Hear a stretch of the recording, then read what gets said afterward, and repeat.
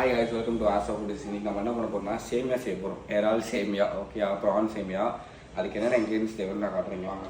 First வந்து சேமியா வந்து 250 கிராம்ஸ் எடுத்துருக்கோம், 1/4 கிலோ. அதை வந்து ரோஸ்ட் பண்ணோம். அதை எடுத்துகிட்டு அடுத்து நான் இன்க்ரீடியன்ஸ் பண்ண மாட்டேன்.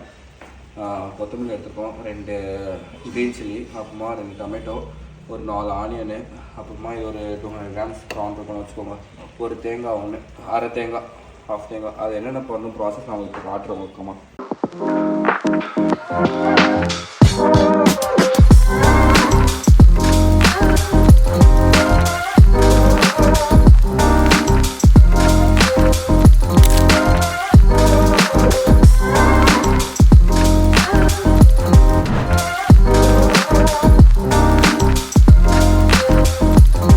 இப்படிதான் திருப்பிட்டே இருங்க போட்டு பாருங்கள், ரோஸ்ட் சைடு வந்துட்டு இருக்கா, லைக் ப்ரௌன் கலர்லாம் இந்த மாதிரி ஆறு வரைக்கும் இப்படி பண்ணிட்டே இருங்க. ஃபுல் ப்ரௌன் நான் உங்களுக்கு லாஸ்ட்டாக காட்டுறேன் எப்படி இருக்கும். இருங்க வெயிட் பண்ணுங்கள். ரைஸ் இப்படி தான் ரோஸ்ட் பண்ணி பார்த்துக்கோங்க, ப்ரௌனாக இருக்கும் ஃபுல்லாக. புரியுதா? இவ்வளோத்துக்கு ரோஸ்ட் பண்ணி எடுத்துக்கோங்க, ரொம்ப கரைக்கிறாதீங்க. அதுக்குன்னு இவ்வளோ எடுத்துக்கோங்க. ரைஸ் தேங்காயை வந்து அந்த அரை தேங்காய் எப்படி கட் பண்ணிக்கோங்க. ஃபஸ்ட்டு கட் பண்ணிவிட்டு அப்புறமா மிக்சியில் போட்டு அரைக்கணும்.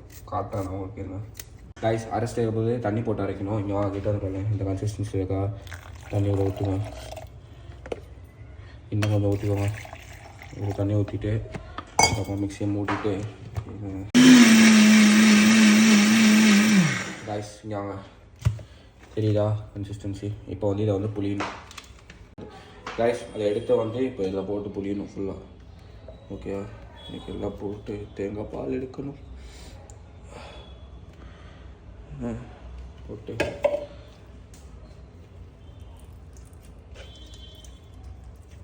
ரைஸ் இந்த மாதிரி ஃபுல்லாக புழிஞ்சிட்டு ஒரு வாட்டி இல்லை 3 வாட்டி இந்த மாதிரி எடுத்து புழிஞ்சதை வந்து திரும்பி மிக்சியில் போட்டு அப்புறமா அதில் வந்து தண்ணி ஆட் பண்ணணும். லைக் வந்து பால் வந்து தண்ணி ஆட் பண்ணிட்டு திரும்பியும் அரைக்கணும். ஓகேவா? திரும்பியும் போட்டு திரும்பியும் வச்சுட்டு இந்த மாதிரி ஒரு ப்ராசஸ் ஒரு 3 வாட்டி நீங்கள் எடுத்தீங்கன்னா அதில் இன்னும் நிறைய வரும். லைக் வந்து இந்த பாருங்கள், இந்த கிண்ணமே இவ்வளோ ஃபுல்லாக ஆகிடுச்சு. லைக் அவ்வளோ வாட்டி போட்டு எடுக்கணும்.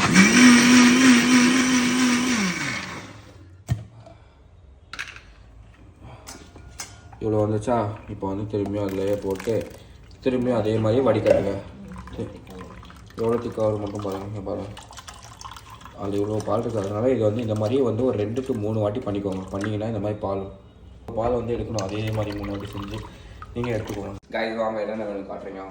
ஃபஸ்ட்டு சேமியா ஒரு 1/4 கிலோ வந்து ரோஸ்ட் பண்ணி வச்சிடணும். நான் காமிச்சல அந்த மாதிரி ரோஸ்ட் பண்ணி வச்சுக்கோங்க. அப்புறமா அந்த அரை தேங்காயை வந்து வெட்டி லைக் புழிஞ்சு எடுக்கணும். அது நான் எப்படி பண்ணணும்னு காட்டியிருக்கேன். அந்த மாதிரி எடுத்து ஒரு கிண்ணம் ஃபுல்லாக வந்திருக்கு. அப்புறமா ஒரு ப்ரான்ஸ் ஒரு 200 கிராம்ஸு, மீன்ஸ் இறால், டொமேட்டோ ஒரு 2 டொமேட்டோ, அப்புறமா 2 பச்சை மிளகா, கொத்தமல்லி கொஞ்சோன்னு, அப்புறமா 3 வெங்காயம் வெட்டி வச்சுருக்கோம். காரம் உங்களுக்கு ஏற்ற மாதிரி 2 ஸ்பூன், சின்ன மீடியம் சைஸ் ஸ்பூனில் காரம் 2 ஸ்பூனு. அப்புறமா இது மஞ்சள் தூள் கொஞ்சோண்டு, இஞ்சி பூண்டு பேஸ்ட்டு 1 ஸ்பூனு, உப்பு உங்கள் டேஸ்ட்டுக்கு ஏற்ற மாதிரி நாங்கள் கொஞ்சோண்டு எடுத்து வச்சுருக்கோம். இப்போ என்னென்ன செய்கிறோங்கிற காட்டுறோம் வாங்க. அப்படியே சிமெண்ட்டில் சொன்ன ஸ்பூன் இதுதான், சின்ன ஸ்பூன். ஓகேவா? இதில் தான் 2 ஸ்பூன் போட்டிருக்கேன், நல்லா பார்த்துக்கோங்க. கைஸ் இந்த மாதிரி ஒரு அடுப்பு எடுத்து வச்சுக்கோங்க, பார்த்துக்கோங்க. ஒரு 5 ஸ்பூன் எண்ணெய். ஓகேவா? ஃப்ளேம் ஹைலியே வச்சுக்கோங்க. அப்புறம் அதில் சொல்ல மறந்துட்டோம், ஒரு பட்டை ஒரு லவங்கு அதை போட்டுக்கோங்க. அப்புறமா வெட்டின வெங்காயம் எல்லாத்தையும் போட்டுடுங்க. போட்டு வதக்கி வரும்.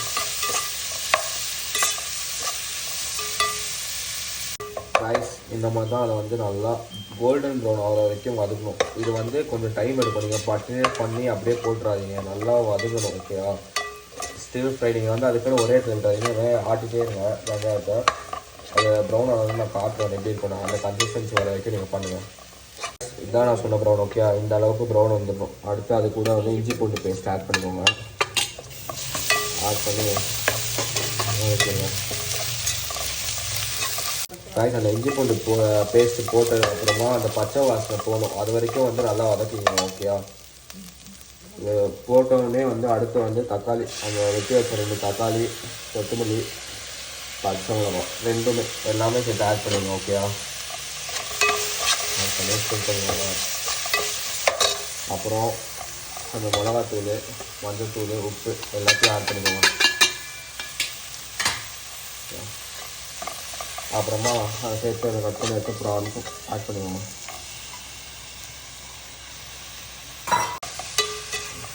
போட்டு நல்லா கலக்கிடுவோங்க. கிளாஸ் தண்ணி ஆட் பண்ணிக்கோங்க. எல்லாம் போட்டு அந்த கிளாஸில் தண்ணியை ஊற்றினதுக்கப்புறமா இதை வந்து ஒரு 10 நிமிஷத்துக்கு மூடி வைக்கணும். லைக் வந்து அந்த எண்ணெய் பிரிஞ்சு நல்லா திக்கான கன்சிஸ்டன்சி வர அளவுக்கு ஒரு 10 நிமிஷம் மூடி வைங்க. ஓகே, அந்த லிட்டை வச்சு மூடிங்க. தொக்கு மாதிரி வரணும், அது வரைக்கும் மூடி வைங்க. ரைஸ் நடுவில் கொஞ்சம் கொஞ்சம் ஓப்பன் பண்ணி அதை வந்து கரண்டியை வச்சு இப்படி பண்ணிக்கோங்க. ஏன்னா கீழே அடி பிடிச்சிடாமல் இருக்கணும். ஓகே,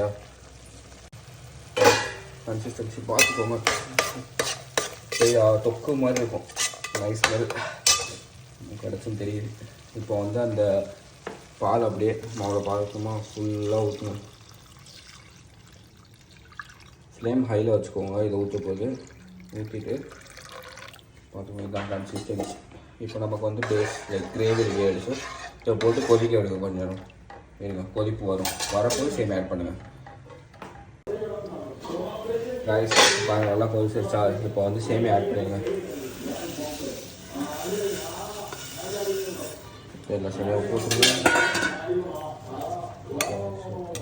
இது வந்து கொஞ்சம் நல்லா சேமியாலாம் போட்டோமா. இப்போ வந்து அந்த சேமியா அந்த தண்ணியெல்லாம் இழுக்கும். லைக் வந்து அது வந்து கொஞ்சம் தண்ணியெல்லாம் போய் ட்ரை ஆகும். அந்த மாதிரி செமி கிரேவி மாதிரி நம்ம எடுத்துக்கணும் கன்சிஸ்டன்சியில்.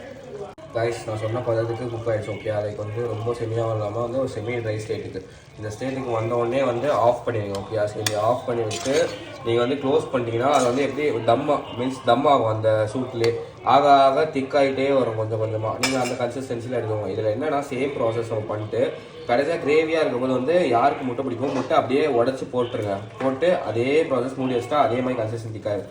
இதில் எறா போடாதவங்க லைக் எறா இல்லை அப்படின்னா சிக்கன் போடலாம். இல்லைனா வந்து முட்டை கூட போட்டு வெறும் முட்டை கூட செய்யலாம். முட்டை வந்து லைக் எல்லாம் பண்ணிவிட்டு அந்த எறா போட்டு இடத்துல முட்டை போட்டுடக்கூடாது.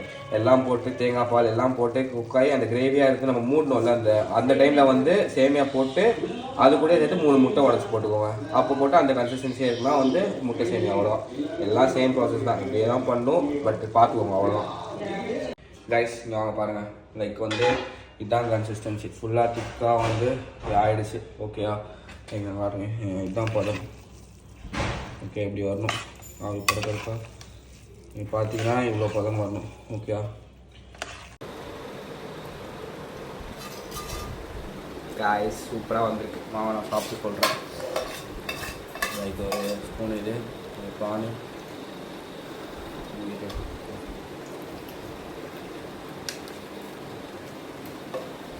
சூப்பராக இருந்தது. சமைச்சு பாருங்கள். மறக்காமல் சேனலை சப்ஸ்கிரைப் பண்ணி இந்த வீடியோ உங்கள் ஃப்ரெண்ட்ஸை நம்ம ஷேர் பண்ணுங்கள். டாடா.